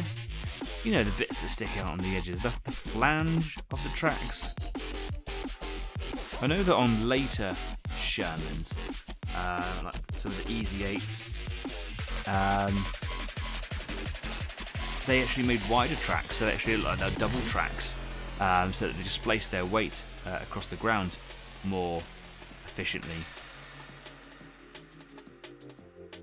And to stop them sinking into mud and boggy environments, etc.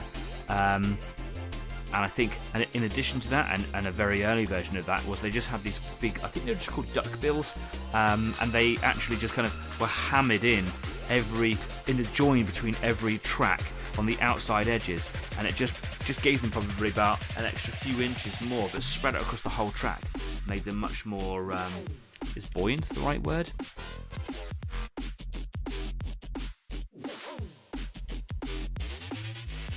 You know what I mean, just stop them from sinking into the mud a bit more. Displaced. Is that the right word? You know what I'm trying to say.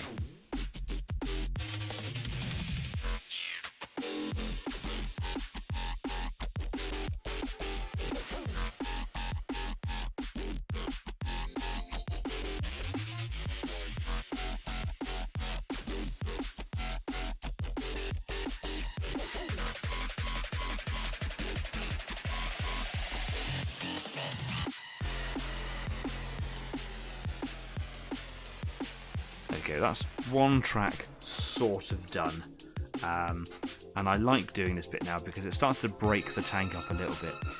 You can now clearly see that this is all a separate thing. Painting over the green is much better than painting over primer, so that's a lesson to be learned for the next time I do it, when I'm painting all the bogies and things with the airbrush. It's just to paint the whole thing, get the tracks in there as well, because when I'm painting by brush, getting the brown on there, it's just easier to cover.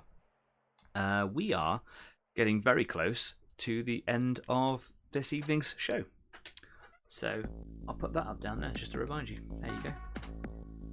Having a nice quiet evening tonight. It's just me and one other person at the moment live. Bank holiday weekend, isn't it? I hope you're all having a lovely time, whatever it is that you're doing. If you're watching this back on the replay, hello. Let us know what it is that you're painting, because I'd love to know. If you're painting the D-Day project along with me, how's that going? If you're not painting along with me, how is whatever it is that you're doing going? If you want to take photos, you can stick them up on Facebook. I'd love to see, I'd love to know what it is that you're doing. I always like to say that I'm inspired. I don't want to go and buy another model to paint. That's the problem, you see. When I get inspired, I think, yeah, I could do that, and I end up going and buying myself another thing, and then I've got another thing to paint. Crazy. But I don't mind. You show me what you're painting. I might have a go at doing it myself. I was watching Shogun the other day because I'm in love with that story. I've got the original novel, and I've got the original DVD from the original series and the film, which I think the film was made from the series. But of course, the new one was made with, what's the man's name? The actor. Is it Sanada Hiroyuki? I hope I've pronounced his name right. Very, very good actor. Does samurai very, very well. Plays Toranaga. Anyway, to cut to the chase, I finished watching the finale the other day. I was like, wow, that was really good. An interesting take on an old story. And I instantly thought, God, I'd like to paint like a Tau commander in a big battle suit. Paint him up a little bit rough, but kind of pretty at the same time, and make him look like a samurai. It's like, no, Danny, just stop. Just stop buying things and not painting them and adding to your painting list. Inspiration is as much a curse as it is a gift.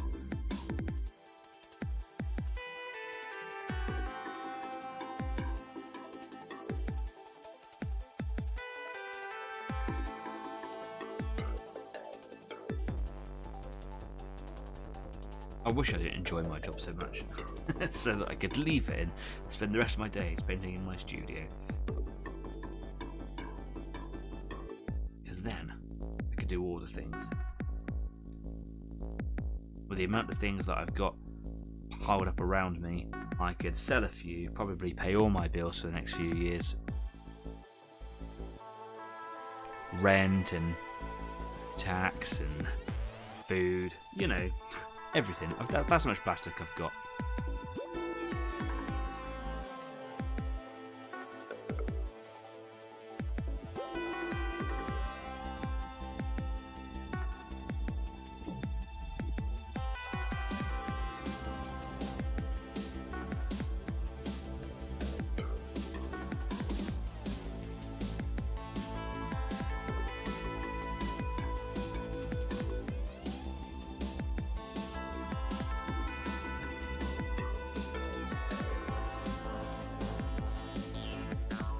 What I will do before I glue these parts back into the hull is I will dry fit it and see if I can see that line of unpainted track down there, because if you can, then obviously that tells me that I need to spend a bit of time with a detail brush, get that paint in there and hide those bits with some brown.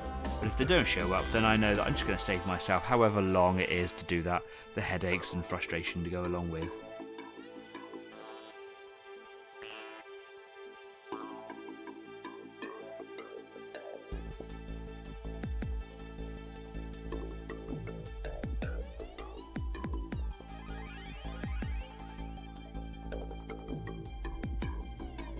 Going to get the last of this brown paint out of here. Once I do that, I'm going to go and have a break for a minute. Go see my partner and a friend who are playing Warlord Games downstairs with the cats. And after that, I'm going to be hanging out on Discord at the Easy 8 after party. There's a link just down there if you're interested. You can come and join me for a chit chat if you're so inclined. Or not, you don't have to. You do you, boo.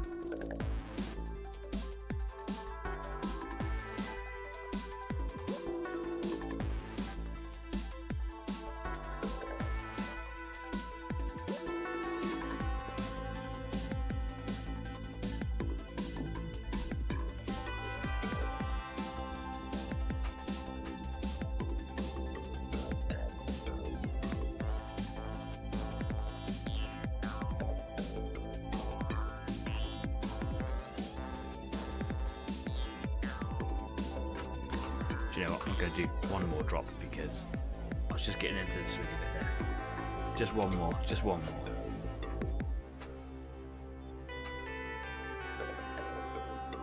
It's very tempting to get a big, just do a big line, but the treads prevent you from being able to do that. So I like to put it actually onto each tread and push it up into that pattern.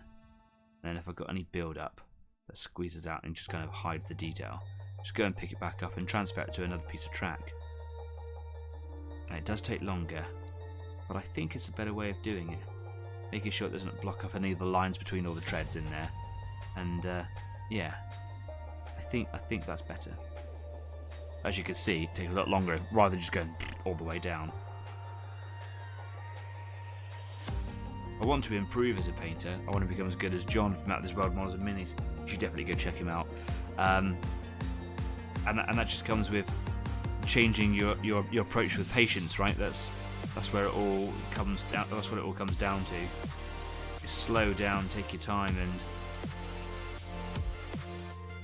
yeah, just focus a little bit. I get so carried away. I get so excited, and my moods are up and down when I'm painting.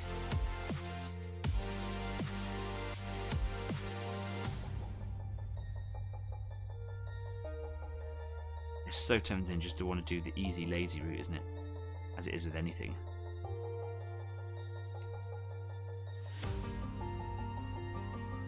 Push and persist, push and persist.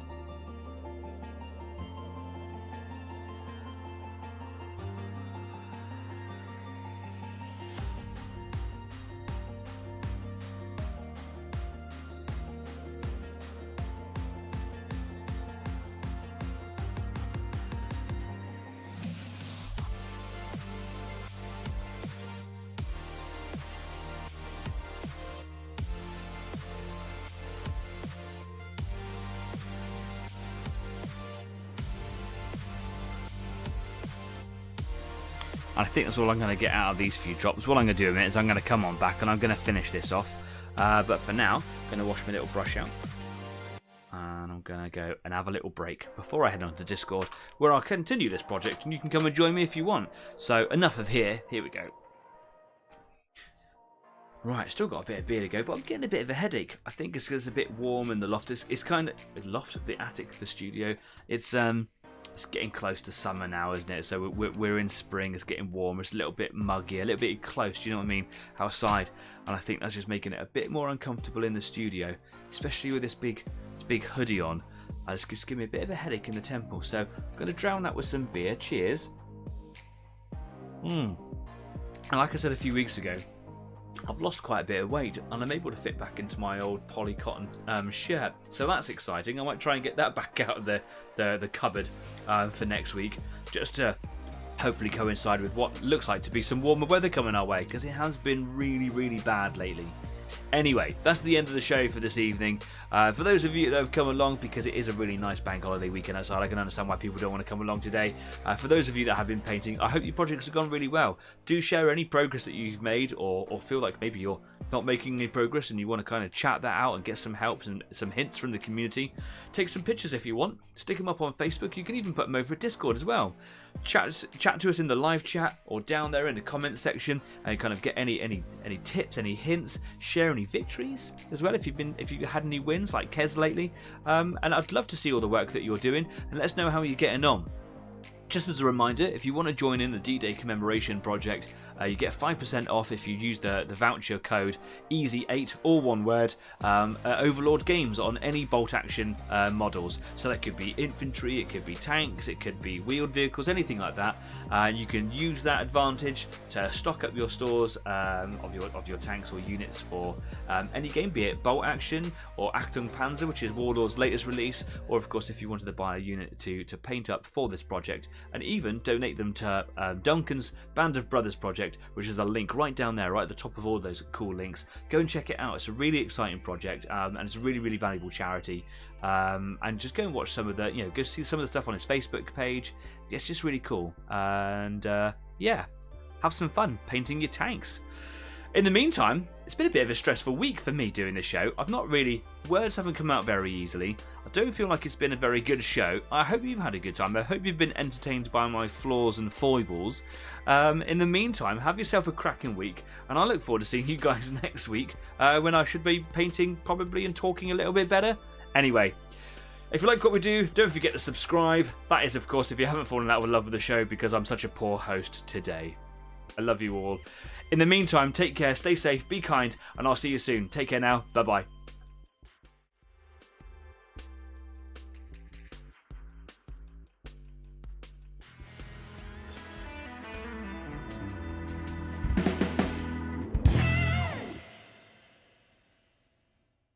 At least I got the right button this time. I was actually quite worried that I wasn't going to do that.